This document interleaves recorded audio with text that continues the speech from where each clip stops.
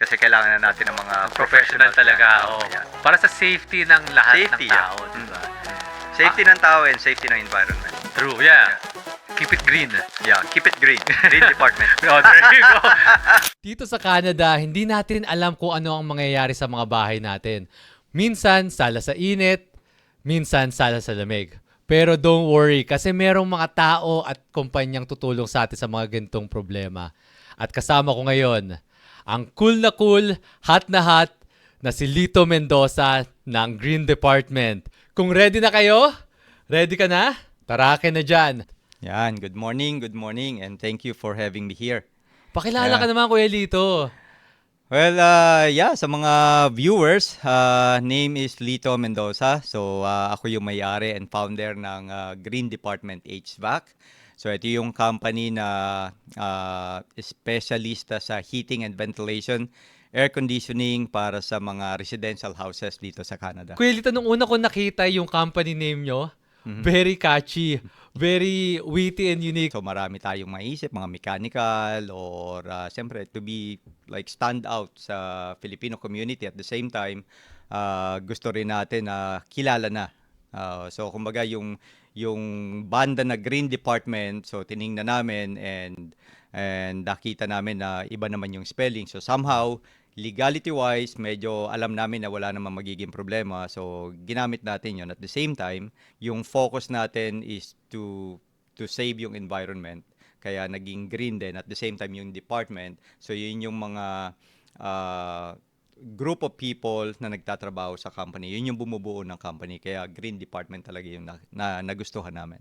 Oh, kasi very catchy talaga. Parang Oo. parang nakalimutan ko na nga yung Green Department na banda. Kaya pag naisip ko yung Green Department, kayo agad naiisip ko eh. Yeah, that's Tas, true. if you live here in Winnipeg, you'll see Green Department everywhere. Ang ganda ng promotion. Yeah. Lalo na nung last time na umattend ako sa Filipino Festival, ang smart nung idea nyo na yung mga nagro-roam around na golf cart, nandun yung poster nyo like, wow, hindi talaga mawawala yung advertisement nung time na yon. Well, tayo naman kasi ang gusto lang naman natin is behind the scene. So, usually talagang sinusuportahan natin yung Filipino Festival. From the start kasi, nung nag-uumpisa pa lang ako, hindi alam kasi ng marami. Si Tito Lay kasi, yan yung, kumbaga parang organizer ng Filipino Festival. Ano yan tinutulungan yan yung maliliit na company, especially yung sa akin, nung nagsimula rin ako. So, tinulungan nila tayo. So, wala tayong mga inilalabas na financially, kasi siyempre nag-uumpisa yung company. So, sila naman, kumbaga parang referral sa kapatid, sa kaibigan. So, malaking tulong nung nag-i-start ka. So, starting nung time na yon, so sabi ko, so lahat ng mga tumulong sa akin, so siyempre, we have to pay it back.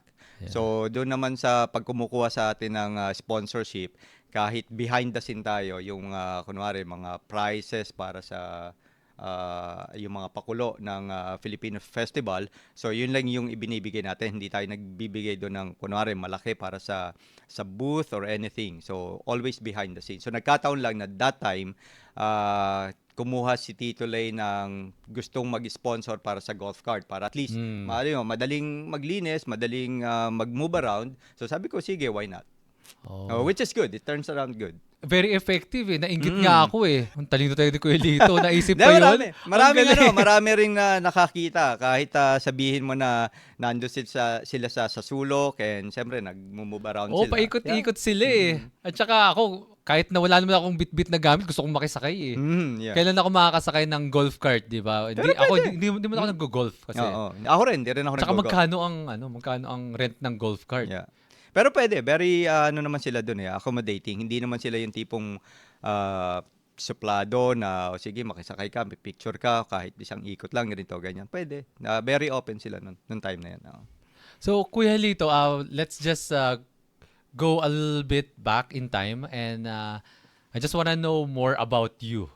Bilang Lito Mendoza, kailan ka lumipat dito sa Canada? Well, dumating kami dito in 2007. Yun yung parang arrival namin. Pero noon kasing 1998 graduate ako ng college noon. And then I did apply dun sa nominee program. Hindi nga lang tayo pinalad kasi wala tayong kamag-anak dito sa Canada. So especially dito sa Winnipeg. Pero however, meron akong file number noon. hindi ako declined, yung application hindi declined, hindi rin approve. And then sabi lang nila, kung magbabago yung situation mo, you can able to reapply. So, nung nagkaroon ako ng family, eksakto naman na meron silang kamag-anak dito. Then we ended up na mag-apply. We tried again. And inattach lang namin yung letter, which is fortunately na-save ko yon. And yun, after like 6 months, meron na agad kaming visa papunta ng Oh, ang Canada. bilis, 6 months lang. Madali lang. 2007, Noong time na yun, noong oh, 2007, yeah. Dinlayed ko pa kasi siyempre alam ko pagpunta ko ng Canada, medyo mahirap bumalik. So, siyempre, noong time na yun, tinake advantage ko yung fiesta or any kind of occasion na pwede kong inatinan ko noong time na yun. O para talagang Oo. sulitin bago Oo, umalis. Kasi yeah. di mo alam kung kailan ka uuwi That's huli true. eh. Mm-mm. Parang you wanna do everything and then leave everything behind and start a new journey dito Talagang sa Canada. back to zero ka. So, 2007, dumating kami dito. I graduated as computer engineering back home. Siyempre, meron tayong decade na experience sa Philippines. Nagtrabaho tayo. First na trabaho ko is a failure analysis supervisor ng IBM products. So, gumagawa kami ng computers and nag-a-analyze kami kung ano yung nagiging problema ng mga computers sa computer boards. So, yun yung unang trabaho ko sa manufacturing. And then later on, nagkaroon ako ng opportunity to work as a service engineer sa mga semiconductor company. So, yun yung background ko sa Philippines. And then, nung dumating kami dito sa Canada, so erase lahat yon. And fortunately, nagkaroon ako ng opportunity to work sa isang heating and air conditioning company. And nag-aral na rin ako dito ng air conditioning mechanic sa Red River. And I got my license as a journeyman air conditioning mechanic and gas fitter. Nung dumating kayo ng 2007, naisip mo na bang mag-aaral agad sa AC? No, So, kailan hindi. ka papasok sa school nun? 2009. That time kasi, sabi ko, siyempre, ang mindset natin nung papasok tayo sa Canada, actually, wala akong idea kung ano Winnipeg, kung ano yung Canada talaga. Kasi yung experience ko is more on Asia Pacific. So, doon ako nagta-travel based doon sa work ko before. So, yung Canada, yung US, hindi natin nadarating yan. So, wala akong idea talaga. Even though, siyempre, on back of our head, gusto natin pumunta sa mga first world country. Nung time na yon, ang mindset ko is whatever it takes, kung ano yung makukuha kong trabaho, first come, first serve.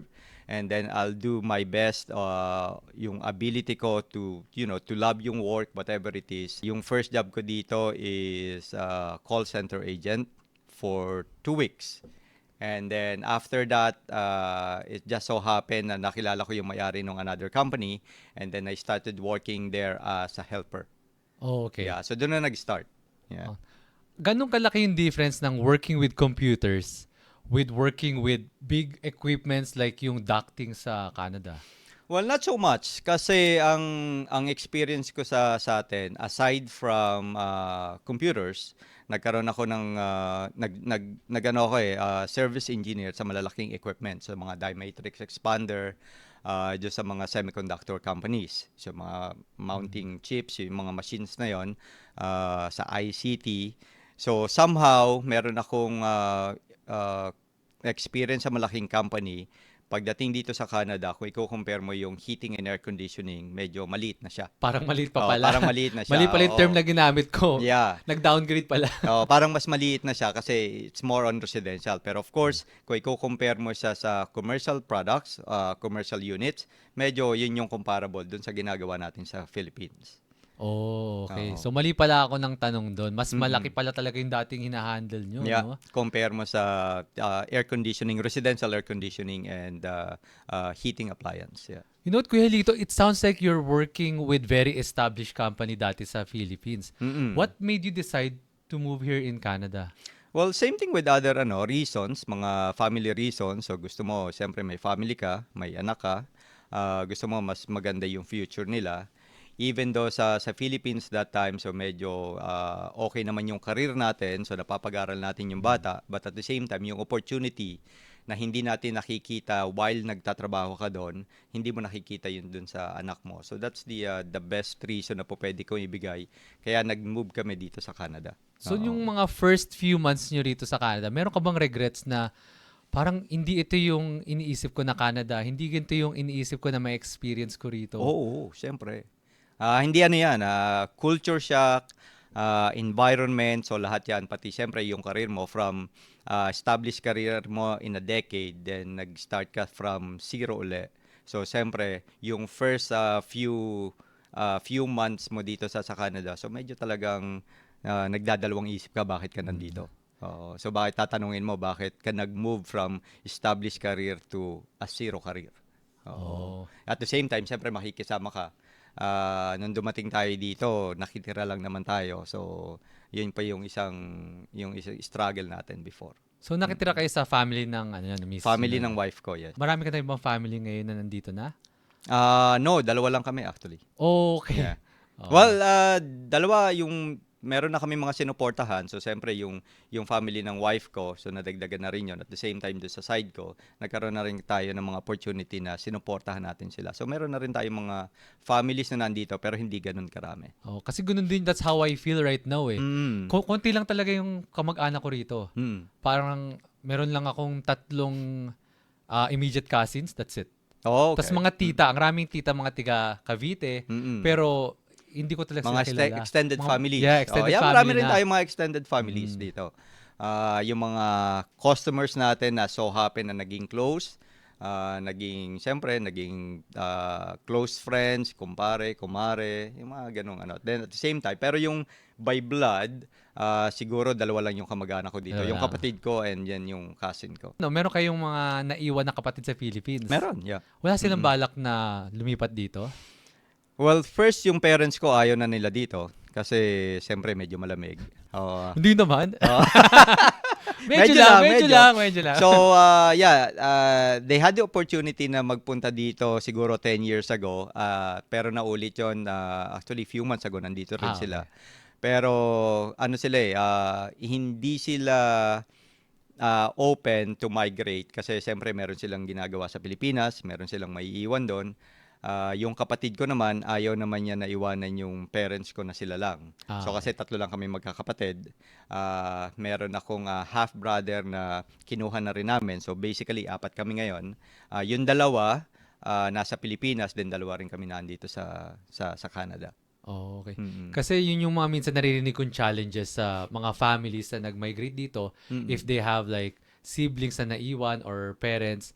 Kasi hindi naman nawawala sa ating mga Filipino na we wanna support them kahit di sila humihingi, di ba? Hindi mo ba naisip na minsan parang, lumipat na lang kasi kayo rito para sama-sama tayo, mas masaya at saka para hindi na natin kailangang problemahin yung insurance kasi we all know tatanda tayo, di ba? Yeah. Tatanda, magkakasakit. At least dito, free healthcare. Yeah, that's true. Oo.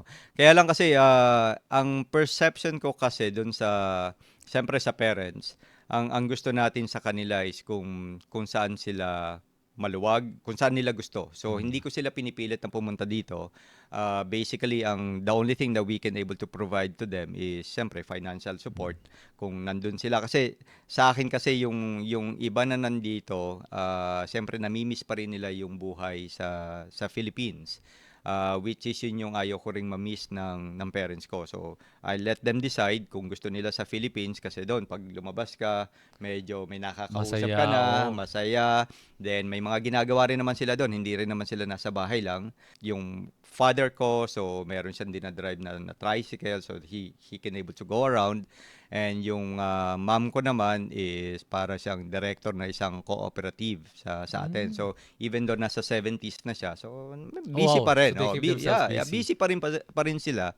Alaga sa apo, siyempre. May mga apo pa rin naman sa Philippines. Oh, okay. That's good. Yeah. Di ba nag-work ka as a helper dun sa isang company? Yup. Kasi parang ang hirap nun yung you're working in a established company dati, tas dito, helper ka na minsan, I don't know kung na-experience mo na, mas marunong ako rin sa nagtuturo sa akin eh. Mas marami ako alam, pero do you feel that I just have to swallow my pride and tingnan lang natin, go with the flow, Yeah. titiisin ko na lang.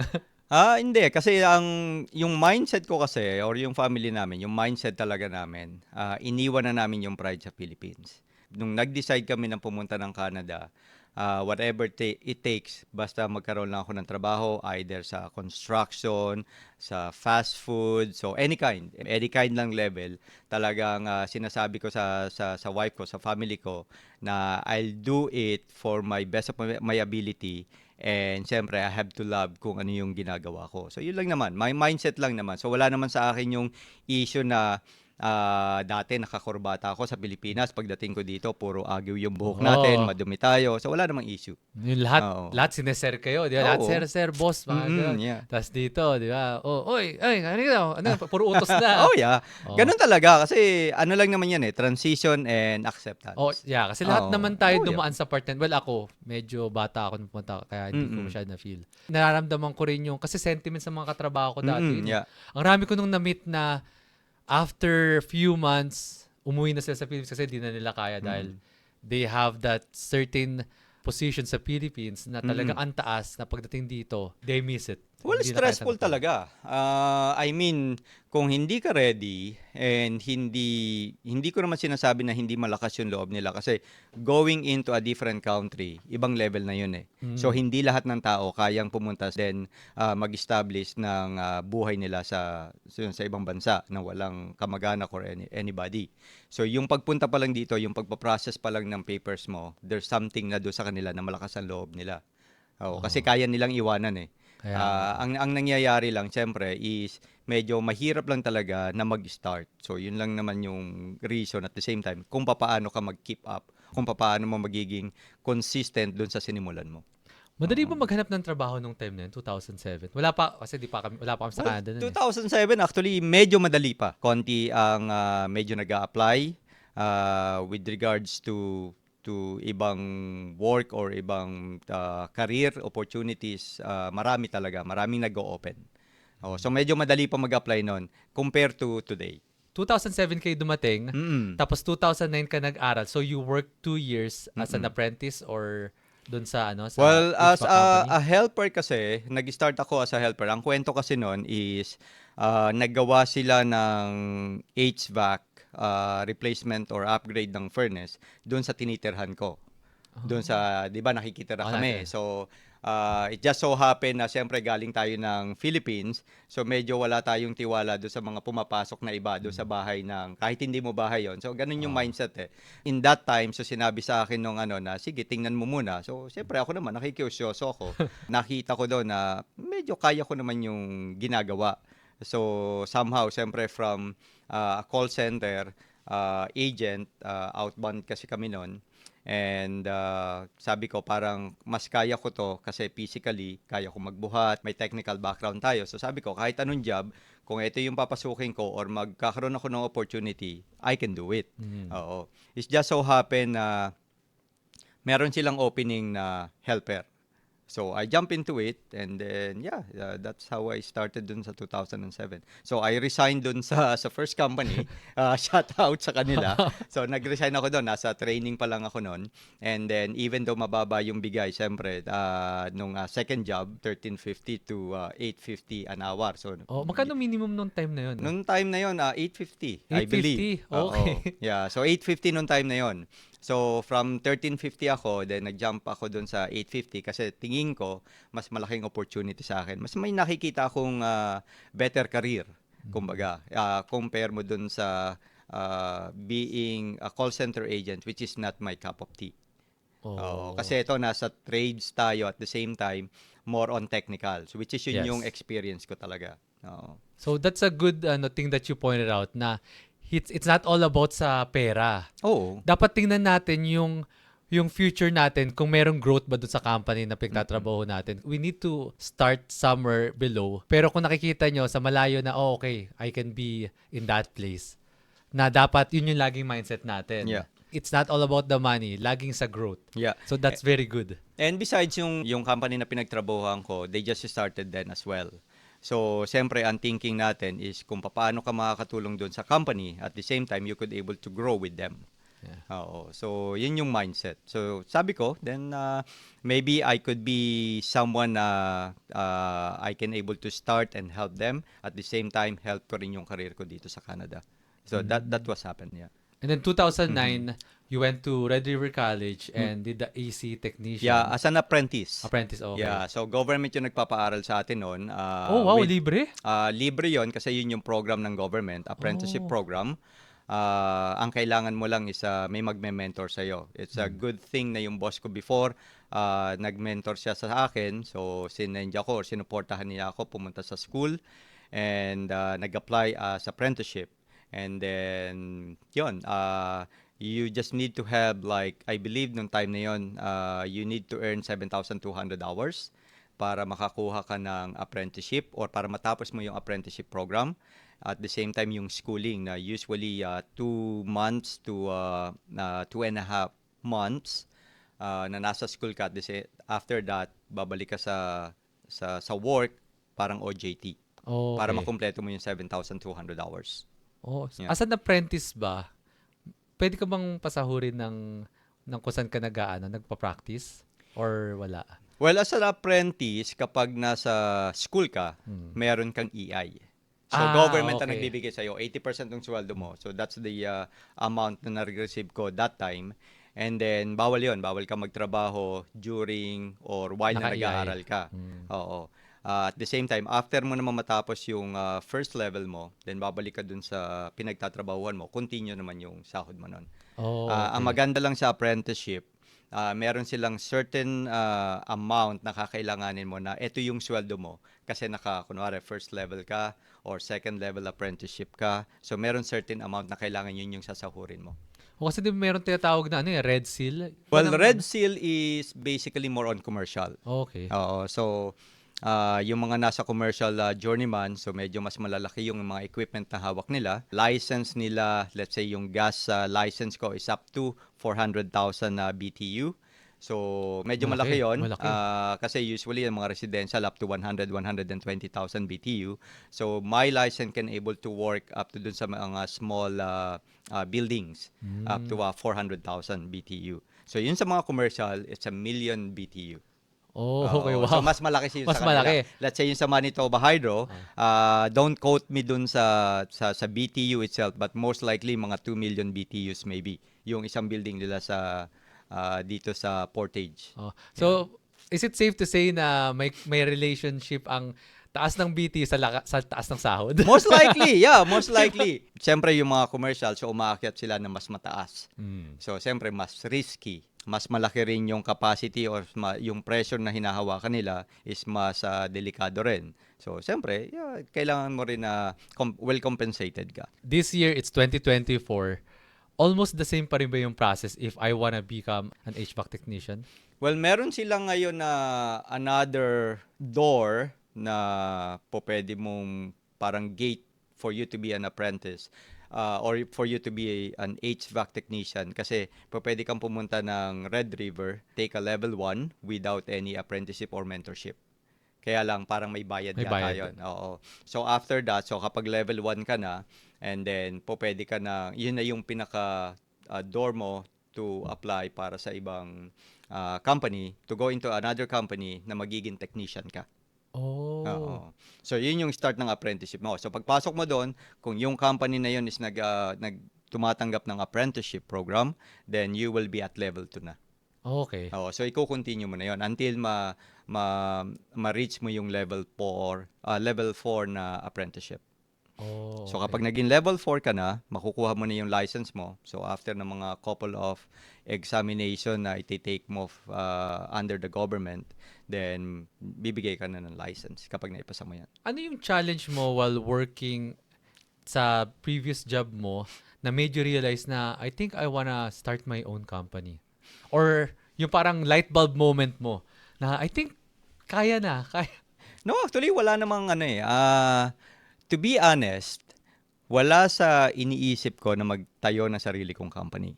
So, wala yun talaga. So, it's not a dream. So, wala sa isip namin talaga na magtayo ng company. It just so happen, or I would say, blessing in disguise, na meron nangyari na unfortunate circumstances na naging favor sa akin to explore another opportunities outside dun sa dati kong pinagtatrabahuhan. Nawalan ako ng trabaho noon after ng vacation. Nag-apply ako sa ibang companies which is marami namang nagbigay ng positive result.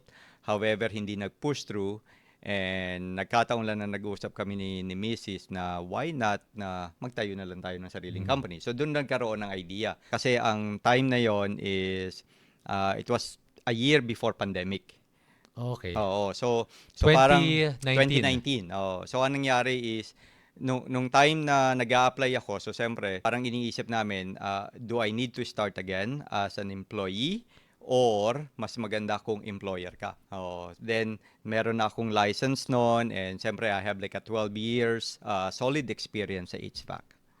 So, doon na nag-push. So, sabi ko, then why not? We'll see. Kahit ako lang naman or maybe isang helper or na magjo-join, then maybe kaya naman. And besides, yung wife ko naman, she works at, it's a really big company na po pwede naman ako suportahan if ever na hindi naman mag-push through. Okay. Mm-mm. Kasi ewan ko, nabanggit ko na sa inyo dati na when I was looking for a HVAC company to look into my system at home, Mm-mm. natawagan ko yung company mo, previous company mo, and then kay Yumi na mention, tsaka ilang beses ko na narinig yung pangalan niyo eh. Talagang parang nung go-to time- yata kayo dati doon Oh, talaga eh. yeah. Nung time kasi na yon is basically dalawa lang kaming may license noon, me at saka yung may-ari. And siyempre ako ang work ko that time is from helper naging service HVAC na ako, and then it turns into sales. So ako yung pumupunta talaga sa mga bahay-bahay. It's just so happen na nung nagtayo tayo ng sariling company, yung ibang mga customers kilala na tayo. Oo, kasi tayo yung pumupunta basically doon sa mga bahay-bahay nila to repair and to do an estimate. So, paano yung nasimulan yung company, yung green department? Ano yung mga first steps na ginawa nyo? Time na yon siyempre parang abrupt yung pagkawala ko ng work. What we do is basically open up a company, just go with the flow day by day. Kung may tumawag, using social media of course. So doon nag-start. So malaking tulong ang social media. Nag-incorporate na ba agad kayo or sole proprietor? Oh, it's a sole proprietorship. Sole proprietor? Yeah. Gano'ng kahirap or madali lang ba mag-open ng sole proprietor dito sa Canada, dito sa Winnipeg? Actually, corporation or sole proprietorship or any kind of business, medyo madali naman. Basta susundin mo lang yung step ng company office. So that time, siyempre, yung step nila, hindi ako nag-file nung wife ko eh. So don't quote me kung mali yung process na Okay. sasabihin Sige, ko sa inyo. But ang pagkakalam ko dun sa process, and of course, mag-iisip ka ng company name mo.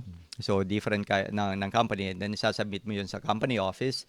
Titingnan nila yon, i-hold nila yon for, I think, 2 weeks to a month. Titingnan nila sa buong Canada kung merong similar or the same company name na po pwede mag-conflict on the same industry. So, yun yung first. And then, once na naging okay na yon, siyempre, babayad ka ng mga dues. Magkano yung bayad? I think that time parang 250 yata if I'm not mistaken. So 250 para lang makapag-open ka ng company name. And then after that, kung okay naman siya, mag-fill up ka rin ng another forms para maging operational. Pero green department agad yung ginamit nyo nun na Green pangalan. department agad. Yeah. Oo. Mm-mm. So, walang katulad talaga yung green department. Wala kasi Ang bilis ako. Parang naisip ko, ang gandang pangalan talaga na walang nakaisip na iba. Oo. So yung ang smart, ang witty ng Oo, green department na name. ang first namin talagang Green Department HVAC. So yun talaga. So yun yung sinabit namin sa sole proprietorship name. Oh, okay. Mm. Tapos you have to set up your banks and yung mga, ano pa bang mga kailangan para mag-operate ang business? Siyempre, kailangan mo, titingnan mo kung ano yung rules. Kasi nung time na yon, nag-ooperate kami sa bahay. So, sa garage. So siyempre, kakausapin mo, hindi naman siya kasama doon sa process, pero by respect sa mga neighbors, so you have to, to talk to them and then get their approval. Somehow hindi naman necessary, pero siyempre, since mag-o-open ka ng business, you don't want to disturb doon sa privacy. Siyempre, yung everyday life ng mga neighbors mo. So kakausapin mo sila, tatanong mo kung okay ba sa kanila. I think kumuha pa ako ng signature noon sa mga neighbors ko kung okay lang sa kanila na magtayo ako ng business operating dun sa bahay namin. Oh, okay. Oo, Yung so yun admin yung side first. lang naman, no? Admin side dun Well, sa... admin side at the same time, doon kasi nakapark yung vehicles ko. So, siyempre, doon din ako nag-start in the morning. Doon ko pine-prep, doon din ako naglilinis ng mga vehicle namin. So, yeah. When you start the company, ilang vehicles niyo? Kasi usually mga cargo van kailangan kasi malalaki equipments niyo. No, isa lang. Nung time na yon kasi siyempre, meron akong truck. So, whatever I have. So, kailangan kong i-take advantage kung ano yung meron ako. So, siyempre, yung mga hand tools ko, nandun na lahat yon. So, I've been using those hand tools for the past 12 years. And then, just so happened din na yung truck ko, medyo bago rin yun that time. So, yun din yung ginagamit kong pang service. Ang next move doon is basically kung paano mo i-advertise, i-market yung company mo. Kasi siyempre, hindi naman alam ng tao na meron kang green department HVAC. So, siyempre, yung decals ng sasakyan, and then pag-iisipan mo kung medyo okay ba yung dating. Uniforms, of course, business card, yung mga ganung mga simple things na makakatulong sa'yo to go beyond dun sa ine-expect mo na trabaho. Sino yung first customer mo? Naalala mo pa? Ako, hindi ko na matandaan. No. I think service lang yon. And then after that, mga word of mouth. Oh, Oo. okay. So, siyempre, nung time na yon, ako lang naman eh. So, hindi ko kaya mag-install by myself. So, ang target ko lang talaga noon is like, services and hot water tanks kasi I can do it by myself. Kailan ka nag-hire ng isa pang employee or helper? I think after a month na nag-ooperate ako, so yung mga kakilala natin na gusto lang mag-part-time, so hinahire ko sila as parang part-timer. So parang helper din, at the same time is tiwa-tiwala na kasi alam na nila yung ginagawa nila. Oh. Siguro it's after a month and then nag-continuous na yun, nag-hire na ako. I remember yung ibang mga technician. So, siyempre, pag ini-interview mo yun, wala akong office. So, dito lang kami sa Tim Hortons. Oh, okay. Yeah. Yeah, which is maraming gumagawa talaga Yeah. noon. Mm-mm. It's normal dito, di mo man kailangan talaga ng office eh. Mm-mm. Kasi malaking bagay rin na nag-ooperate yung business sa bahay. Yeah. Kasi you can write off a lot of stuff, mga bills sa bahay, di ba? I think legally, pwede ka mag-write off ng 20% Yeah. kung ano yung ino-occupy mo dun sa bahay. And the good thing, nung nag-start ako ng company, medyo marami tayo natulungan na bagong dating nung time na yon. So, That's kumbaga parang tiningnan ko kung saan ako nag-start. And then, siyempre, yung mga bagong dating, alam nila na, which is yung mga hinari ko before, mga mechanical engineer back home. Nagdi-design sila ng HVAC, galing din sila na ibang bansa. Tinulungan lang natin sila na mag-start dito, mag-establish ng family nila. And then, tumagal din naman sila sa akin mga years. Or 1 year, I think. And then, naghanap na sila ng ibang work. Ganong katagal before mo na-realize na I think my business is stable enough na dedre-diretsuhin ko na to? To be honest, until now, hindi ko alam kung stable kami. Ikaw naman, paano naging ano? Hindi ilan- naman. Good thing, actually, nung nakakausap ko rin yung mga supplier, they were amazed dun sa first year namin. Kasi biglang nag-kick off eh. So, hindi ko rin ina-expect yon. So, siguro, blessing din.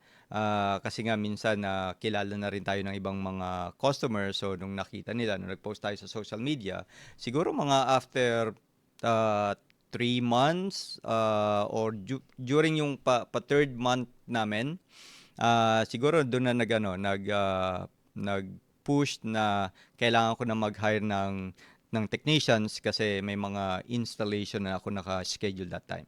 Oh. Oo. Kasi ano na yun going into a summer season na nung time na yun. So parang nasa winter nung nag-start ka ng company?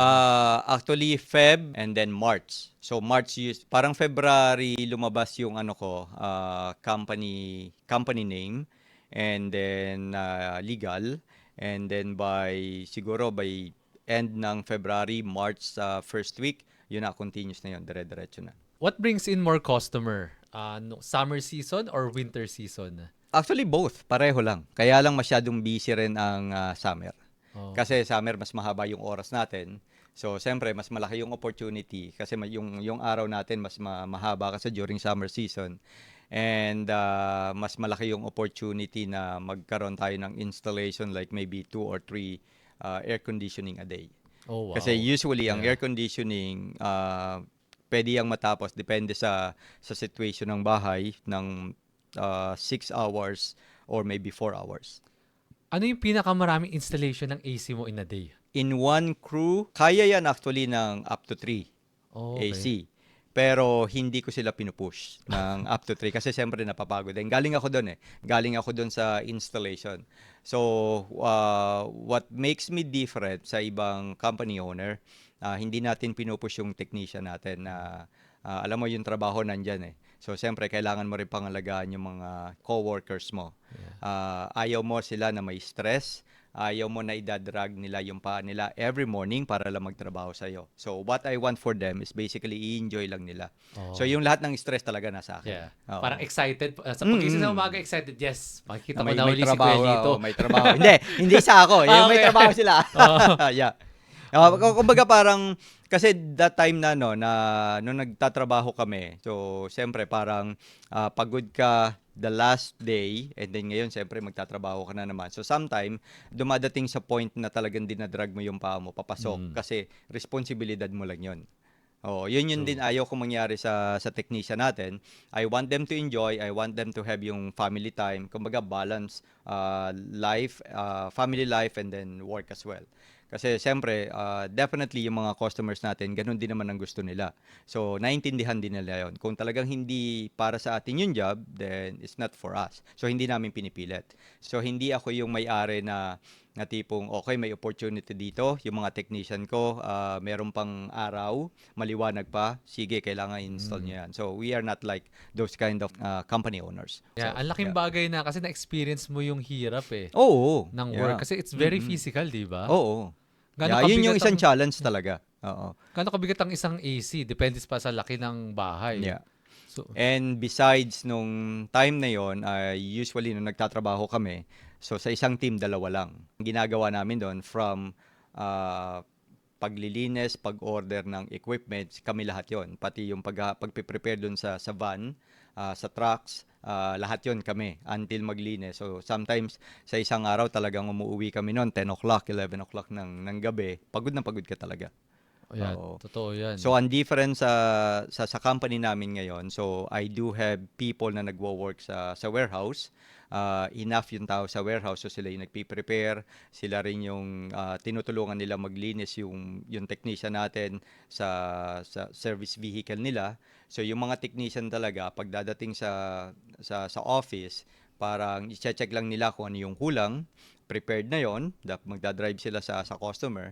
So pagdating sa customer, medyo open yung mind nila. So hindi sila yung tipong mainit yung ulo kasi pagod na pagod agad sila sa morning. Yeah. So Oh. same thing pagdating nila sa hapon, konting tulong lang, konting linis lang dun sa van kasi that's their responsibility as well. Pero yung mga tao sa warehouse, sila talaga yung nagpi-prepare nun. So pagdating nila sa family nila, hindi sila ganun kapagod. So, meron pa rin silang time sa mga bata. Energy pa. May energy pa talaga. Yeah. Very systematic yung workflow nyo, which is good. Kasi yun yung iniisip nyo, yung physical and mental well-being ng mga empleyado Ng mo. empleyado. At the same time, Apektado syempre nga yung eh, customer din. Yeah. Kasi ang end result niyan is basically kung ano yung magiging result ng installation or work mo, work attitude din, be inside dun sa bahay ng customer mo. Oo. Ilan na yung empleyado mo ngayon? Including me is kami, 13. Wow. Yeah. Ang hirap niya, na totoo lang, parang minsan na-experience ko rin na kapag mas marami ng employee, kasi iba-iba personality nila eh. That's true.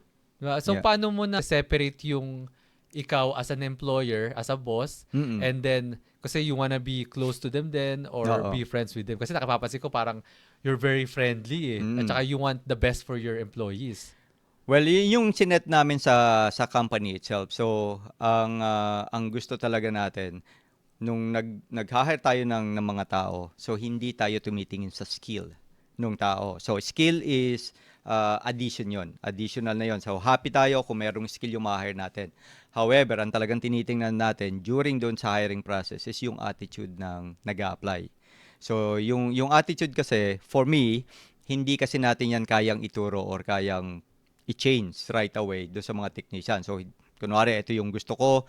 Kung yung mga technician mo naman is ayaw or hindi pabor doon din sa level na gusto mo, then internally pala magkakaroon ka na ng problema. So, that will mag-go flow doon sa result ng trabaho mo doon sa mga sa customers itself. O parang it will create a domino effect, no, sa buong That's process. true, oo. So, yung sa amin, ang talagang tinitingnan ko doon is yung ugali or attitude ng tao. Doon na, kasi yung ability or yung technical know-how, kaya nating ituro yan eh. Oo. So siyempre kapag ang technician mo is maganda yung attitude, gustong-gusto nila yung work nila, maganda yung pakikitungo nila sa mga customers, sa ibang tao, then definitely yung technical know-how madali na nilang i-absorb yan. So that's a very good advice para sa mga fellow employers natin dyan. Yan yung isa sa mga pinakamahirap is retaining yung employees din eh. Oh, Di ba? So, and then finding good employees. and keeping them. Keeping yun, them. Yun yung mahirap eh. Oo. Yung finding, mahirap na. Yung keeping them, make them enjoy dun sa ginagawa nila. Isang struggle pa rin yun. So, kaya kung makikita mo dun pag pumunta ka dun sa office, kapag may chance, pumunta kayo sa office, makikita mo, very light lang talaga sa opisina namin. Oh, that's good. So, kahit anong gawin nila, hindi tayo yung tipong, 1 minute ka na naka-break, kailangan magtrabaho ka na, hindi ganon. So, para lang kaming naglalaro sa office. So, di natin makikita si Kuya Lito na may hagupit doon. No. Bilisan nyo! Oo. Yan yung gusto natin sa parang naglalaro, ini-enjoy nila yung trabaho nila. Kaya yung end result natin, talagang nakikita naman natin doon sa mga feedback ng customers, so sa mga review natin sa Google, sa social media, medyo maganda naman yung effect sa mga customers. Thank you sa sponsor natin for today. It's Green Department HVAC. If you purchase an AC or furnace until November 30, 2024, you'll get either a free carbon monoxide, free water heater, or free Wi-Fi thermostat. And kapag ginamit nyo ang promo code na TKJ, makakuha kayo ng $200 off sa installation nyo. So thank you very much. And kung kailangan nyo ng magpalamig o magpainit ng bahay, contact Green Department HVAC. Kailangan mo ba ng content sa business mo? Kailangan mo bang pataasin ang social media presence ng company nyo? Don't worry, andito kami. Happy Media is here to help you. You can check our website sa lahat ng services na ino-offer namin. happymedia.ca. That's HAPIMEDIA.ca. Kung umabot ka sa part na to, thank you very much for watching. And please, share it sa family and friends mo. Yun yung way para matulungan ang Tarake na Dyan podcast. So please continue watching. How do you set apart Green Department from other HVAC companies? Well, my personal touch, kasi ako yung nag-ooperate, and then kapag tumawag sila, ako rin yung makakausap nila. So, hindi sila yung tatawag tapos operator yung makakausap nila and then i-direct sila sa ibang technician. So, doon pa lang, pwede ko siyang i-assess directly kung kailangan nila yung technician or somehow natutulungan ko yung mga customers natin kung madali lang naman yung mga problem na or concern nila. Kasi sometimes ang problema is just replacing yung battery ng thermostat eh. Somehow, kapag tumawag sila sa ibang company, siyempre hindi nila sasabihin yon. So, let's say, kung meron silang dispatch, so sabihin na nila, sige po, magpapadala ako ng technician, and then pagdating doon, siyempre, gumastos na yung company, meron na silang charge right away. So, yun yung hindi nakikita ng iba nating customers. So, sa amin, ang difference namin is, yun nga, may personal touch, ako yung kumakausap sa kanila, and we usually provide them yung solution. Hindi talaga kami nag-sell right away. And then wala rin kami mga extra charge sa mga trucks. Directly kapag nag-bill kami, kung ano lang yung ginawa namin doon sa customer house. Oh. Naalala ko yan kasi isang beses si Kuya Lito, tinawagan ko. Ang dami na niya sa akin sinabi na, okay, try mo to, try mo, gano'n. Pero wala, hindi pa rin gumagana eh. Tapos pinapunta ko si Kuya Lito, malayo to sa Stony Mountain. It's like maybe from downtown Winnipeg, 30 minutes, 45 minutes drive. Tapos ang problema lang pala, yung furnace filter namin, masyadong complicated, yung medyo mahal. So hindi siya parang nabablock yung airflow. yeah. Kailangan ko lang palang palitan ng mas murang yung mga pleated lang, yung paper pleated. No. So yun, hiyang-hiya talaga ako. Yun lang pala yung ano. Pero chinarge ka ba noon nung time na? Ay, hindi. Hindi ako chinarge si Kuya Lito noon. Yeah, well, yun lang naman. We want to save yung customer din. So, siyempre, yung mga trips na gano'n, it's part of the business na siyempre magkakaroon ng expenses yung business. Pero somehow, siyempre business pa rin yan. In some other cases, kumikita pa rin naman tayo. Pero hindi lahat ng customer natin is charge talaga natin doon sa mga simple things na pumunta tayo doon or somehow gumastos yung company ng gasoline ng time. So, yun yung difference natin sa ibang mga company. Kasi, siyempre, yung ibang company, once na nagpadala sila ng technician, ang gusto talaga nila is merong return of investment. May kapalit na pera yun That's sa right, company. yeah. Mm-mm. At saka yun yung kagandahan sa Green Department. Yung tuturuan ka niya to have knowledge about sa system mo. Yung phone call lang na, paano ko ba ayusin to? So ngayon, alam ko na for next time na, okay, i-check ko muna yung battery ng thermostat. Okay, ngayon, i-check ko na lagi yung filter. Yeah. Baka may puro dumi or baka sobrang meron lang nagkamali lang ako ng lagay. So yun yung mga hindi mawawala and free. Free lang yung knowledge na natutunan ko na magagamit ko lagi sa future. Oo naman. So thank you very much. Yeah, welcome. Kasi lahat naman yan kasi is knowledge naman yan eh. So kumbaga parang pinag-aralan din natin yan. So sinuportahan tayo ng government. Wala rin naman tayong ginastos ng time na yon. Somehow, yun lang yung po pwede nating ibigay or itulong especially do sa mga oldies nating customers. Tsaka lalo nga sa technology kasi minsan kahit video call ko na si Kuya Lito. Ito kuya, ito yung nangyayari, may blink, nagbi-blink yung may ilaw nagbi-blink tapos bubuksan na, tuturo niya lang. Kaya ang laking bagay ng technology. Dati paano yun? Malaking tulong yung video call. Sometimes ka, nasa washroom ako, may nag-video. Kasi, Hindi naman makikita kayo.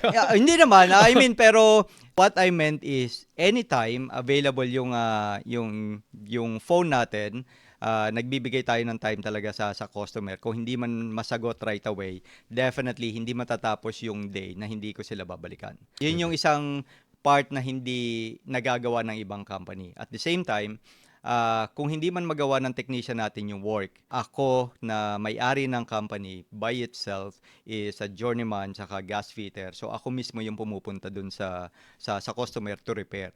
Kasi siyempre, yung ibang company, let's say, malalaking company, siyempre yung may-ari nun is iba na eh. Hindi naman sila nasa tools or hindi sila on hand dun sa business itself. Yung ibang company naman, nasa business sila pero hindi sila licensed or wala silang technical know-how na experience dun sa system mismo na binebenta nila. So yun yung mga difference natin sa ibang mga companies. Ang Green Department ba 24/7 ang services? 24/7. Yeah. Kahit nanonood ako ng sine, sumasagot ako. Titigil mo lahat kaya mo. Yeah. Kahit na merong snowstorm for example. Yeah. Mm-hmm. Kaya. Yeah, kaya naman siya. Basta safe ka rin basta syempre. Safe yung daan. Siyempre usually yung mga services na ganyan, hindi technician ang pinapadala ko. So ako na mismo yung talagang pumupunta. So that's why talagang I'll make sure na yung vehicle ko reliable and hindi ako makakaistorbo ng ibang tao para papuntahin sa gano'n. Kasi siyempre, alam ko rin na may mga families yung mga technician natin eh. So hindi naman natin siya i-take na risk. Oo. Ano yung pinaka-crazy na or pinaka-outrageous na phone call na na-receive mo na, for example, bumabaha sa basement nila na, or amoy, parang may sunog na ng konti. Meron bang mga ganong story na talagang emergency na kailangan mo tayo pumunta on a snap of a finger? Usually kapag may leak, water kasi may mga water damage yan eh. Aside from mga carbon monoxide, siyempre kapag nag-alarm yung mga carbon monoxide during season natin ng winter, so yun talaga kailangan puntahan yun. Kasi it's a matter of time lang kapag hindi natin ginawa ng paraan yung carbon monoxide, then definitely it's a fatal. So alam naman natin yun, lason yan eh. Yung iba naman, let's say, kapag nagli-leak sa mga plumbing na yon pero somehow ginagawa rin natin yon. Let's say may leak dun sa line ng papunta ng hot water tank. So siyempre mag-spray out yung tubig. So magkakaroon ng water damage, magkakaroon ng mold kung hindi mo agad siya gagawa ng paraan. Then may mga times naman na natutulungan natin yung mga customers na bibigyan natin sila ng guidance, ito yung gagawin nyo just to make sure na ma-relief yung problem mo right away. Mga temporary, pero kailangan mo pa rin siyang puntahan. Kuya dito, pwede gumawa ka ng public announcement right now na sabihin mo kung gaano kahalaga ang carbon monoxide monitoring sa bahay. Well, 100% yun. Basically, lahat ng bahay na may gas appliance, kailangan talaga is meron siyang carbon monoxide detector. So, that's why yung promotions natin this coming winter, namimigay tayo ng carbon monoxide detector together with a new installation ng furnaces. Yung carbon monoxide natin is made by Carrier. So, talagang specialist talaga sila sa heating and air conditioning. So, alam nila kung gaano ka-sensitive dapat yung carbon monoxide mo or kung gaano ka-reliable yung carbon monoxide detector mo sa bahay. Kasi di ba wala raw amoy yun? Wala siyang amoy. Tawag nga nila dyan is parang silent killer. Kasi talagang maamoy mo lang siya or hindi mo siya maamoy, then may effect na agad sa'yo. Mismo sa sasakyan, meron sa garahe, Yeah, di sa ba? garahe, Kailangan pa that's rin true. maglagay ng carbon monoxide. Well, ang sasakyan kasi kapag winter season, usually hindi siya recommended na sa garahe kasi lagi mag-a-alarm 'yon. Especially kapag Okay. magpapainit ka ng sasakyan during winter, 'di ba? So kapag nagkaroon ng kunwari, nagpainit ka, binuksan mo ng konti ang garahe mo, somehow lalabas yung carbon monoxide dun sa space. Pero kung magkakaroon ka ng volume, madidetect yun ng carbon monoxide detector mo, which is siyempre annoying din. Oh. Oo. So ang advice diyan, make sure na kapag nagpapainit ka ng sasakyan, siyempre wala ka sa loob, dapat moving yung sasakyan mo while umaandar yung makina. Ngayon kung nasa bahay ka, make sure na meron kang enough space or vent para dun sa carbon monoxide mo or sa product of combustion. You know what? Nakalimutan natin sabihin ko anong ibig sabihin ng HVAC. Anong ibig sabihin ng HVAC? Well, HVAC is heating, ventilation, and air conditioning. So, yun yung abbreviation natin. So, sometimes nga, nagkakamali sila eh. So, kailangan ko may tatawag sa akin, kailangan ko ng HVAC.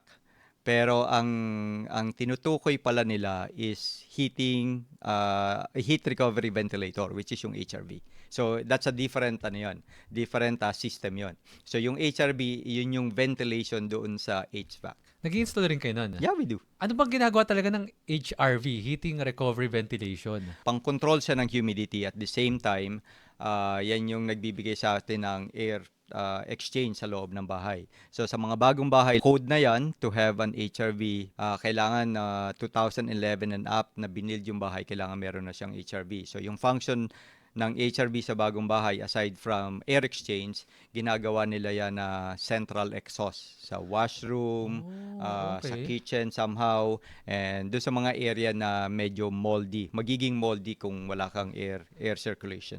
So kung mahilig ako magluto ng tuyo sa loob ng bahay, ang laking tulong kung meron ako HRV. Well, it will help, pero siyempre mas maganda kung meron kang magandang kitchen exhaust. Okay. So, ang HRV is hindi mo siya po pwedeng gawing kitchen exhaust. Somehow, naglalagay lang tayo ng parang opening sa kitchen area para sa continuous air exchange.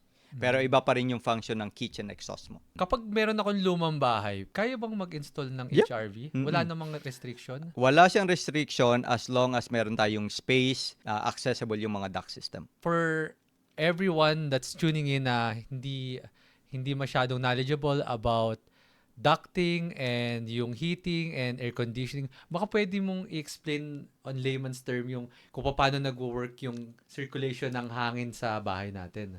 So ngayon yung mga bagong bahay, so it consists ng furnace mo, which is yun yung heater. Meron kang HRV, so yun yung heat recovery ventilation. And then ang air conditioning is parang option lang yan kasi it's a good to have, pero siyempre hindi siya talaga necessity. So luxury ang air conditioning. Pero by itself sa building code, ang kailangan mo talaga is yung furnace mo, which is yung heater, and then HRV. Sa water mo naman is yung water heater. Furnace itself, meron yan, it consists ng blower motor. So once na nag-heat siya, yung blower motor mo, yun yung nagdi-distribute ng air sa loob ng bahay to make it comfortable para sa mga tenants or para sa homeowner. So yun yung nagsisirculate. So meron siyang supply and then return. So yung supply, dun dumadaan yung hangin, malamig or mainit, and then yung return naman, yun yung humihigop ng hangin papunta dun sa furnace, and then dadaan yun dun sa filter to make it clean para yung ibubuga uling ng hangin sa supply would be cleaner. Kano kadalas kailangang palitan ng filter? Well, kapag bumili tayo ng filter, isa yan sa mga myth na pag bumili ka ng filter, pag sinabi nila yung maganda yung filter mo, meron siyang 3 months, good yung filter mo. Meron siyang 6 months kasi mas mahal before mo siya palitan. Or sometimes meron siya na ang frequency ng pagpapalit is 1 year. Oo, so yun yung mga medyo mahal, MERV 8, MERV 11 na filter. Pero ang sa akin kasi, technically, ang ginagawa ng filter mo is para linisan or filter out yung dumi na nanggagaling sa return side ng bahay. Sa akin, I would recommend na kahit gaano kaganda or kahit gaano kamahal yung filter mo, check mo siya every month, replace mo kung kailangan lang. Oo, kasi kung madumi naman yung bahay mo, within 1 month po pwedeng madumi yung filter. True. Kahit sabihin mo na, ang mahal ng filter ko, sabi nila, pwede ko yung gamitin ng 1 year. So, paano mo gagamitin yung filter mo na 1 year kung ang bahay mo naman is medyo clog or yung duct system mo is madumi? So, siyempre, lahat yun pupunta dun sa filter itself. So, within a month, pwede siya maging clog. And magiging harmful yon dun sa efficiency ng furnace mo by itself. Oh, okay. So, check the filter every month. Hindi mo kailangan palitan. Checkin mo lang. Then, ikaw yung mag-gauge, replace mo kung kailangan lang talaga. Anong steps para sa pagpapalit ng filter? Kailangan ko pa patayin yung buong furnace or Make sure. hatakin ko na lang? No, make sure. Kasi pag hinatak mo siya ng buhay or umaandar yung blower motor mo, it actually pulls yung filter. Especially kapag maduming-madumi na siya. So, siyempre, para ka nagpupull ng solid na paper. So, pumapasok yun dun sa may housing ng blower motor mo. So, meron siyang parang may friction. So, make sure na patay yung unit mo para mas madali yung paghatak mo ng filter. At the same time, safety rin. Kasi wala kang umaanda na mechanism. Reliable ba yung sa thermostat? Kasi mayroong option ng on-off sa thermostat Or is it better to go with the breaker? Pwede kahit saan. So, pwede mong i-off dun sa system. Pwede mong i-off. So, usually, yung furnace natin, meron siyang technician switch na tinatawag. So, meron siya usually sa above yun eh. So, meron siyang switch doon, pwede mo rin siyang patayin doon. Pero, siyempre, ang pinaka-safe sa breaker. Kasi somehow, kapag yung HRV mo, kapag meron kang HRV sa bahay, naka-interlock yan sa furnace. Pwedeng patay siya sa thermostat mo, pero pwedeng mag-call ng humidity air exchange, yung HRV, so under din yung blower motor mo ng furnace. Oh, okay. So, might as well na patayin mo siya sa Patayin breaker para safe. kahit mag-call yung HRV mo, then patay pa rin, hindi pa rin na-under yung blower motor mo ng furnace. So, Kuya Lito, since nabanggit mo yung myths and facts about HVAC, meron kasi ako mga narinig na kuro-kuro ng ibang tao na sinasabi daw nila, yung kapag gusto mong makatipid ng energy, pwede mo raw i-close yung vent on, let's say, sa isang kwarto para makatipid. Totoo ba nakakatipid ng kuryente pag ginagawa yun? Well, personally, based sa knowledge ko, siyempre maraming sasabihin nila hindi totoo, hindi ganyan. Pero sa akin kasi, hindi ka makakatipid ng kuryente doon. Magiging komportable lang yung tao or yung person na pupunta doon sa isang room kasi hindi naman occupied yung isa. So, yung volume ng air na i-close mo or supposedly mapupunta doon sa isang kwarto, pag kinlose mo yon, mapupunta lang doon sa isang area. So somehow, siguro may factor na medyo makakatipid ka ng konti, but not so much. Oh, okay. Tapos yung maintenance ng isang HVAC, hindi naman daw kailangan lalo na pagbago. Well, machine yan. Alam mo, ang HVAC kasi, sabi nga nung isang speaker namin yesterday, ang HVAC kasi hindi siya sexy. So, yung meaning nun is hindi siya yung tipong katulad ng, alam mo yung gagastusan mo ng sasakyan and then i-show off mo. Ang HVAC kasi, especially ang furnace kasi, para lang yung monster or isang box na nasa basement. So, minsan, hindi nila talaga pinagtutuunan ng pansin yan. However, it's a machine. So, ang nangyayari kasi dyan is, kapag hindi mo pinagtuunan ng pansin yung machine mo, hindi siya usually kasama sa budget. Kaya minsan nagiging problema sa mga customer natin na abrupt magkakaroon sila ng expenses na hindi siya talaga, alam mo yun, hindi siya talaga expected. So, ang the best option para hindi mo or ma-avoid mo yung ganong scenario is basically is to maintain yung unit. So lahat ng machine, kapag mini-maintain mo siya, mapoprolong mo yung life niya, at the same time maitataas mo yung efficiency niya, or may babalik mo yung efficiency niya compare mo dun sa mga bagong unit. Oh, So, okay. ang maintenance, even though small cleaning, palit ng filter, make sure na yung ibang mga components, safety components is actually working fine, na talagang ginagawa nila yung trabaho nila during winter season. So, yun yung ibang mga basic na kailangan mong checkin during maintenance ng unit. For example, sa furnace, kailan ko kayo tatawagan para pa-check yung okay ba, kung well-maintained ba yung makina ko? Is it before winter or dapat during winter kung kailan ko ginagamit yung furnace? Actually, ano yan kung yung furnace lang, kung wala kang air conditioning, then definitely before winter season. So, make sure na gumagana siya, so para maging wala kang magiging problema sa winter. However, ang maintenance kasi hindi niyan mariresolve lahat ng problema. So, even though nagpapa-maintain ka, may dadating pa rin yung times na magkakaroon ka ng problema during winter. Kasi hindi naman natin siya ma-anticipate talaga. So, merong ibang mga factors na, kunwari, yung flame sensor, masusukat natin yon. Kapag na ang measurement niya, may specific measurement siya, na kapag bumaba siya sa ganung value, kailangan palitan mo na siya o recommended na siyang palitan para maging okay yung combustion process ng furnace by itself. So, pag may air conditioning ka naman, it doesn't matter kung anong timeline or kung ano yung time during the year, kasi pareho mo siyang ginagamit. So, sa air conditioning, ginagamit mo pa rin yung blower motor ng furnace to distribute yung air sa loob ng bahay. During winter season naman, so ginagamit mo rin yung the whole heating package mo to heat up yung buong bahay mo. So, kapag meron kang heating and or air conditioning, it doesn't matter kung anong time. Kapag heating lang, then definitely before winter season starts.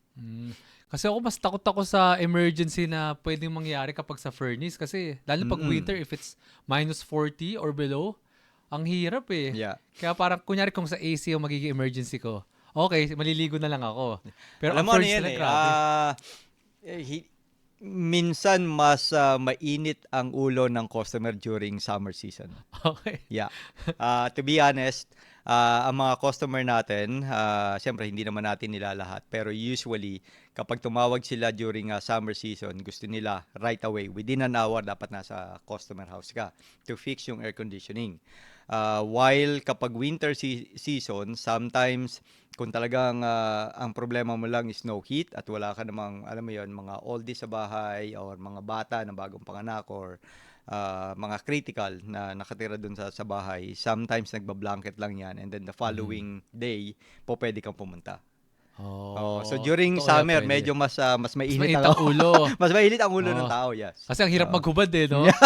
Lalo pag marami kang kasama sa bahay, nakahubad ka, no? Oo. Nakabrief lang. And iba talaga ang init kapag summer season.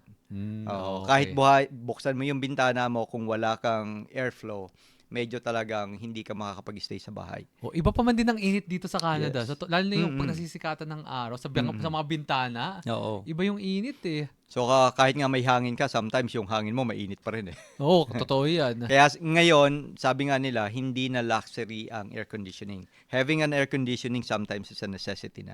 Totoo. Oo. Oh. Yeah, especially yung mga bagong bahay ngayon, yung R value ng insulation nila mas makapal. Then mas maganda rin yung mga nilalagay nila sa building ng mga tawag dito bintana. So masyado nang tight talaga yung bahay mo. So mas mainit lalo, Mas mainit lalo. Especially kapag bagong bahay. So, siyempre may mga moisture yan. Mga materials mo nag-hold yan ng mga moisture. So, siyempre kapag mataas yung humidity mo, mas mainit. no? Mm-mm. Ano bang mga pwedeng mangyari kapag kunyari yung furnace mo or yung AC mo masira Mm-mm. na kailangan mong ingatan? Kasi alam ko, pag furnace na nasira, make sure na yung water line, di ba, dapat patayin daw. Yup. Mm. So sa AC, meron rin bang parang I have to Sa take note air to? conditioning naman, wala namang kailangan or hindi naman siya talaga masisira unless, siyempre, ang well-being lang ng mga tenant or yung may-ari ng bahay, yun yung titingnan mo. Kasi talagang pag walang air conditioning, medyo mainit talaga. Mm. Or kaya naman, wag mong pababayaan na yung air conditioning mo umaandar at hindi siya tumatakbo in peak of its efficiency kasi sometimes nagkakaroon ng build-up ng ice. And then kapag nagkaroon ng build-up ng ice dun sa air conditioning coil, ang nangyayari doon is yung tubig nun mapupunta dun sa furnace mo. So may tendency na pwedeng masira din yung furnace. Plus, may tendency rin na pwedeng masira yung compressor mo sa labas. So mas malaking gastos. Ginagamit rin yung AC, yung makina sa labas kahit na winter. So, pwede ko bang takpan yung system ko kapag winter? Yeah, pag winter season, yes, Okay lang, okay. pwede mo siyang takpan. However, yung iba nating mga customer is kapag umuulan, sinasabi nila baka mabasa yung unit outside, which is yung condenser unit, tinatakpan nila yon. Be mindful sila kasi once at tinakpan nila at biglang umandar yung air conditioning, so po pwedeng masira yung compressor or condenser fan sa labas. So during summer season, make sure na hindi siya Open lagi. kahit umuulan, okay lang yon. So, pwede mo siyang gamitin. Tapos meron pa ako narinig na, hindi ko na kung fact or myth siya, mas malaking system daw ng AC or ng furnace, mas okay. Well, I would say yung previous mga siguro 20 years, 30 years ago, ganun yung mindset natin. Yung mga designer, mas malaki, mas maganda, mas malaki yung air conditioning, mas mabilis nilang mapapalamig yung bahay. Kasi yung mga factors noon, siyempre yung insulation nila, hindi ganun kakapal, hindi rin ganun kalalaki yung bahay. So siguro, yung paggawa ng furnaces, hindi rin ganun available sa market. Pero siyempre, yung sa bagong studies ngayon, hindi maganda yung malaki. Hindi maganda yung malaking air conditioning, mas efficient sa bahay, madali mapapalamig ang bahay. By teaching sa school, ang sinasabi nila, mas maliit na air conditioning, mas maganda. Kasi mas mapapalamig niya yung bahay, mas mariremove niya yung humidity, mas magiging komportable yung tao or yung tenant sa bahay mo. Usually, meron silang sinusunod na rule of the thumb. So, Okay. kapag ganito yung bahay, ganito kalaki yung furnace na kailangan mo or yung air conditioning na kailangan mo. Which is, siyempre, kapag medyo may na nag-aral ka, yung teaching sa school, hindi yun lang. So, maraming factors na i-consider mo. Yung laki ng bahay, first. Ilan yung tao sa bahay o ilan yung kwarto sa bahay, saan yung facing ng bahay. So, is it west or is it north or nasa sunset ba siya or sa Oh, sunrise? wow. Yung Oo nga, malalaking no? bahay, triple pane ba yun or double pane? Is it a two-story or by split level? So, iba-iba yung mga sizing na yun. Hindi lagi na 1,200 square feet yung bahay mo, 2 tons kailangan mo. Hindi ganon. That goes to show na kailangan mo talagang mag-hire ng professional para sa mga big decisions na katulad nito, especially para sa safety and comfort ng family mo. That's And that shows na kung gaano ka knowledgeable si Kuya Lito ng Green Department. So, yun lang naman yung mga factors natin kasi siyempre nga, yung ibang mga company, kapag nagpadala tayo ng sales, siyempre ang objective nila is to get yung project, to get yung sales para meron silang commission. Yun lang naman yung sometimes hindi tayo favorable kasi siyempre, kapag nilagay mo na yan at mali yung equipment na inilagay mo, ang magsasuffer doon basically is yung homeowner. So, kailangan yung decision making natin hindi lang dahil mas mura siya, hindi lang dahil mas maganda siya, mas mahal, hindi lang dahil kasi kilala mo yung naglagay sa'yo, or kaya naman hindi dahil sa malaki ang company. Oo. So, marami mga factors. So, make sure na even though ako, pag pumunta ako sa bahay, I usually recommend na maghanap kayo ng at least tatlong quotation to make sure na magkakaroon kayo ng comparison. So, hindi lahat ng sinasabi ko, kunwari, magre-rely lang kayo sa akin. Make sure din na kukuha kayo ng ibang opinion or do your research, do your assignment. as a customer. Do your due diligence. That's Ika true, nga. yeah. Oo. Hindi lang yung tipong, may kilala ko, pwede yan. Ito, nagwo-work sa, let's say, sa Manito Bahaydro, kunwari. Marunong yan.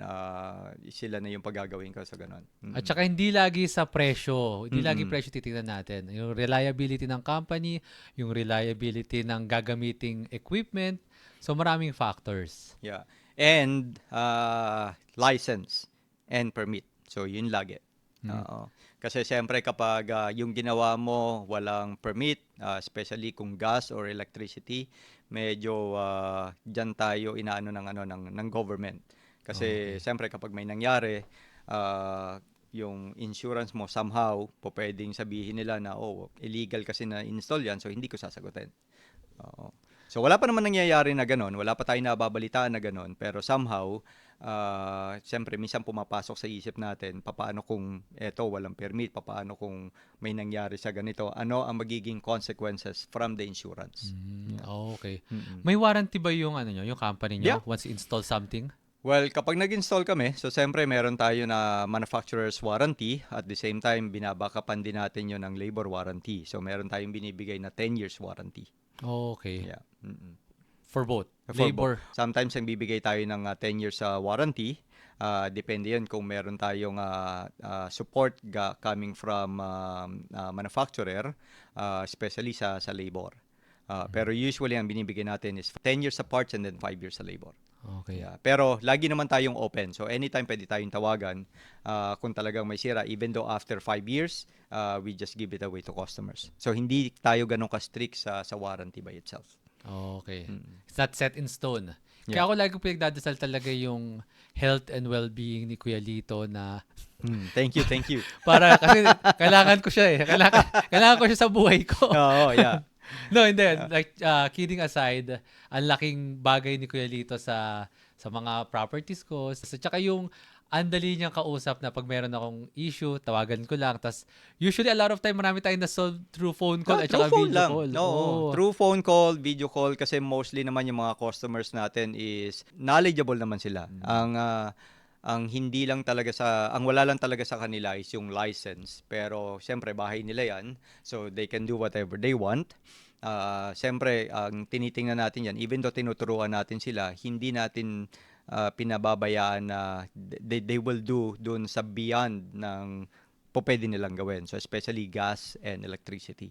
So yung mga simple things na sa tingin ko safe naman, pwede naman nilang gawin by themselves. Tinuturo natin yon. Pero siyempre, kapag ang pinag-usapan na natin dyan is pagpapalit ng gas valve or maybe pagre-recharge ng refrigerant, hindi na natin yan nilelet ang customer to do it by themselves.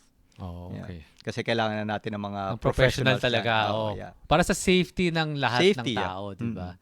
Safety ng tao and safety ng environment. True, yeah. Keep it green. Yeah, keep it green. Green department. Oh, there you go. Anong future plans ng Green Department? Well, to make the company steady, recently nag-purchase tayo ng bagong vehicle para sa, to serve more sa mga customers natin. Pero wala naman tayong yung plano na expansion. I am very glad sa mga technician and mga co-workers natin na nandun lang sila to support me and to support yung customer. So wala nagre-resign, walang nagbabalak. Hopefully, walang kumawala or mag-join ng another company from our team. Pero maganda rin naman na ang plano natin sa kanila, hindi lang doon sa mga customers, siyempre priority ko yung mga co-workers natin. Oh, okay. So, but expansion, hindi kasi ako nag-agree doon sa kailangan ko lang ng maraming projects. So, ang ano doon kasi at the end of the day, kung may problema, dapat kaya kong solusyonan. So, doon lang ako sa kaya kong gawin. Gano'ng kalayo yung abot ng Green Department dito sa Manitoba? Actually, we can go up to Nipawa. May mga customers tayo dyan. 3 hours? 2-hour drive. 2 hours? Meron tayong customers sa Narrows West, Gimli, and most likely 100 kilometers after ng perimeters meron tayo siniservisyohan. Steinbach meron din tayo. Yeah. Oh, so, hindi lang Winnipeg. So, hindi Okay. lang Winnipeg. Yeah. Kung may kakilala kayo na kailangan ng HVAC or any repair, kaya-kaya nila puntahan pala. Yeah. So on that note, kaya plug mo naman yung business mo, kung paano ka nila marireach, Yeah, so website and everything. social media, of course, you can reach us dun sa Green Department, hvac.ca, yan yung website natin. Sa phone number namin, that's 204-219-8344. Kung gusto niyo naman, kung meron kayong time, you could able to visit us sa aming office at 1135 Q18. So, every day yon, Monday to Friday. Sometimes, kung gusto niyo pumunta dyan ng weekend, let me know and then I'll come by and see you there. Any final words or advice sa mga nakikinig? May it be related sa pagiging homeowner nila, how to maintain their system, or advice sa mga gustong maging entrepreneur katulad nyo? Yeah. Well, doon sa mga gustong mag-business, definitely go for it. Pull the trigger. Ano lang yan lakas lang naman ng loob yan So, you cannot be ready doon sa mga gustong mag-business. So, everyday struggle, everyday mga bagong problems just to make sure that you go with the flow, step by step, kumbaga parang baby step. So, wag kang maghaganda malaki. Kung ano lang yung kaya mo, yun yung gawin mo. But I would recommend na mag-set up ng business yung talagang gusto talaga nila.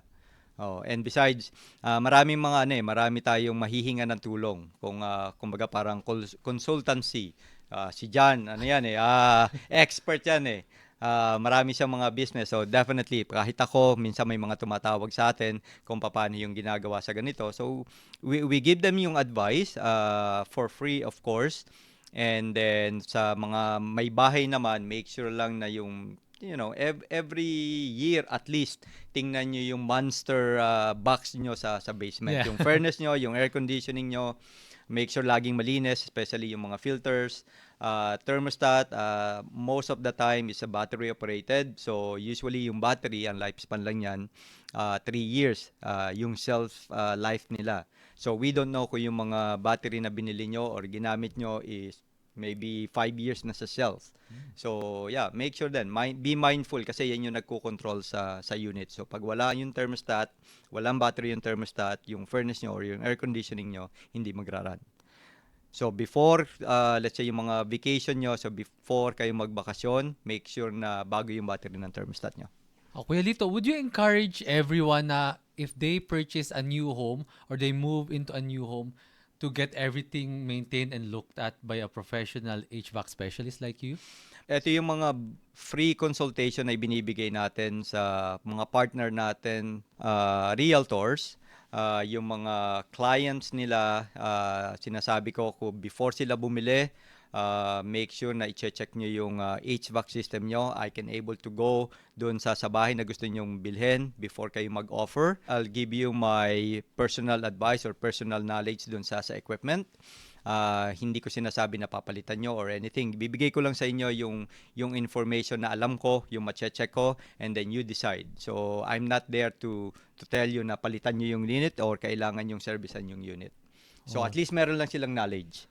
And then, siyempre, doon sa mga homeowner, if you have some concern, you can call me anytime. Yun nga, 204-219-8344. So, po pwedeng by phone lang, baka masolve natin. Kung may tanong lang kayo, any kind ng question, kung masasagot ko, and then I'll answer it all my heart. So, yun lang yun. Medyo kinakabahan ako dahil pinlag natin. Baka ang raming tumawag sa inyo na puro Okay tanong. lang, yeah. So, hopefully. Kahit tumawag sila ng maraming beses or open yung line natin. Ang ko lang is kung hindi ko masagot, mag-iwan kayo ng message or kaya mag-text lang kayo dun sa number na yon. I'll make sure na within the day, hindi matatapos yung araw na yon, sasagutin ko sila. Wow, look at that. So, very reliable. So, Kuya Lito, on behalf of all your clients, on behalf of everyone that knows you, I want to thank you for being a service to the community, helping us to maintain our homes, our HVAC needs, keeping us comfortable, keeping us to have a nice airflow sa bahay namin. Yeah. And yung peace of mind na binibigay mo na I have a Lito Mendoza of Green Department na I can call anytime. Yeah. Kung may emergency man o wala, nandiyan ka palagi. So I wish all the best sa business mo. I wish all the best sa personal life mo. I know you have a lot of projects, a lot of things in mind na hindi mo mention dito. I wish sana lahat yun magkatotoo. sana talagang lumaki palalo ang green department. And I really like what you said earlier na gusto mong mag-focus sa mga clients mo right now kasi Yeah. sometimes if you go too big too fast, you bloat and then paano na lang yung mga client? Baka hindi mo na ako masagot pag may problema ako. Pero kahit na anong mangyari, I will be here to support you. I Thank will you, be thank here you. to give you referrals na sa lahat ng kakilala ko. Yeah. And I really stand by sa Green Department na they are doing good. Being green sa environment natin and being a helpful and reliable HVAC specialist na kaya mo talagang i-count on pag kailangan mo. Yeah, anytime. Pwede silang tumawag. Kahit anong oras, kahit anong araw, weekends, weekdays. Yeah, tawag lang naman yan So, libre naman yan. Oh, di ba? Yeah. So, thank you to everyone that tuned in and hopefully meron kayong natutunan. Kahit na wala pa kayong bahay for now or kahit wala kayo dito sa Canada, that's how we live here and meron talagang mga process na kailangang bantayan dito sa bahay. Kahit sabi ni Kuya Lito na hindi nga sexy yung box na yan, yung monster na yan. You have to live with it kasi you need it. Thank you everyone and kung ready na kayo, kung ready ka na, tara ka na dyan. Thank you. Thank you. Thank you. Sakto yata Oh, 11:58. nice. Okay. Done. It's all